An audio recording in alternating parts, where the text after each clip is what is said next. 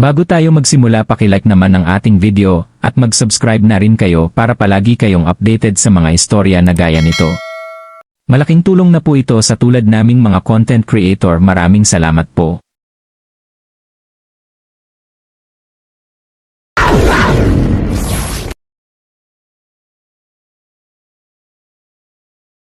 Enero 21, 2023. Sa disyerto ng Kuwait, natagpuan ang isang sunog na bangkay.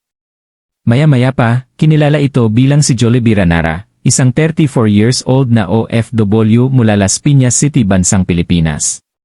Si Jollibee ay pumasok bilang domestic helper sa Kuwait. Dala-dala ang simpleng pangarap na makapagpadala ng tulong at suporta sa kanyang pamilya sa Pilipinas. Ngunit ang hindi niya alam, ang desisyon niya makipagsapalaran sa ibang bansa ay mauwi sa isang malagim na krimen. Enero 22, 2023. Kinumpirma ng Philippine Embassy sa Kuwait na ang bangkay ay si Jollibee Ranara, 34 years old, nakatira sa Las Piñas City, bansang Pilipinas. Lumabas sa investigasyon, siya ay ginahasa, bago pinatay, at sinunog pa di umano ang katawan, saka itinapon sa disyerto. At ang itinuturong salarin hindi ibang tao, kundi ang anak ng kanyang amo. Enero 27, 2023. Umuwi sa bansa ang kanyang mga labi. Sinalubong ng kanyang pamilya ang kabaong, puno ng hinagpis at galit. Nagsusumamo sila upang makamit ang hustisya para sa kamag-anak nilang si Jollibee. Di naglaon umani ito ng matinding reaksyon ng mga mamamayan. Dahil dito muling nabuksan ang isyu ng kaligtasan ng mga OFW sa gitnang silangan.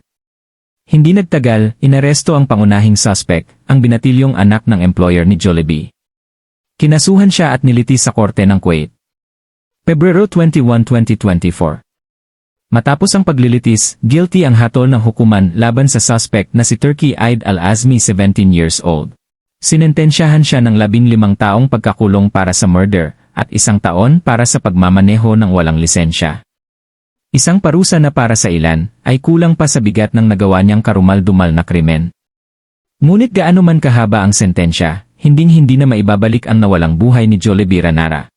At ito ang mapait na kwentong sinapit ni Jollibee Ranara. Hatid sa inyo ng Daisuwi Tagalog Crime Stories. Panatiling nakasubscribe sa ating munting channel. Maraming salamat po sa inyong panonood. God bless you all.